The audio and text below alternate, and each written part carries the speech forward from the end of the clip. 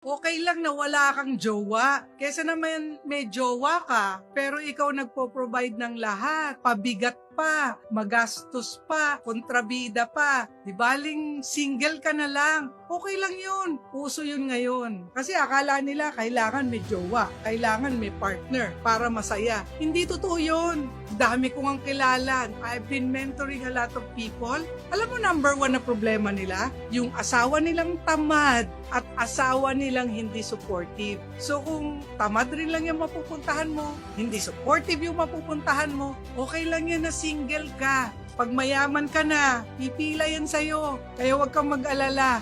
I-develop mo muna yung sarili mo. Be happy na single ka. Dadating din kung meron talagang para sa'yo, dadating yun, hindi mo maiiwasan. Pero kung pipilitin mo yung sarili mo magka-jowa, kahit hindi naman parehong values nyo, lagi lang kayo mag-aaway, mas maraming sakit ng ulo, hindi pa asenso ang negosyo mo.